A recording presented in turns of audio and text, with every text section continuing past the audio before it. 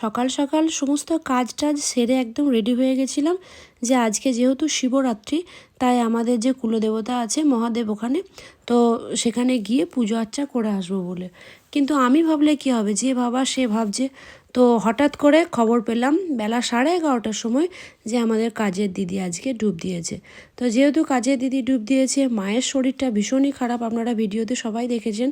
তো সেহেতু মাকে সমস্ত কিছু জোগাড়জান্তি করে খাবার টাবার দিয়ে রেডি করে তারপরে আমার ঘরের বাসি কাজ সেরে পুজো করতে অনেকটা সময় পেরিয়ে গেল।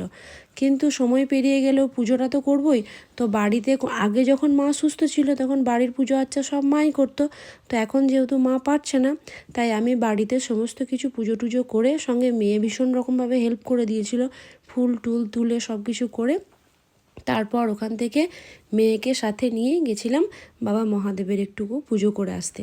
প্রতি বছরই এই দিনটাতে যে কোনো কোথাও গিয়ে বাবার মাথায় একটু জল ঢালা হতো, বা আমাদের যেহেতু একটা দোমড়াতে আমাদের নিজস্ব মহাদেবও আছে, তো সেখানেও যেতাম, মা যেত, আমরা যেতাম, সবাই মিলেই যেতাম, গিয়ে ওখানে অনুষ্ঠান দেখতাম, রামায়ণ গীতা অনেক কিছু পাঠ হতো, শুনতাম, তারপরে মহাদেবের পুজো আর্চা করে তারপরে বাড়ি আসতাম।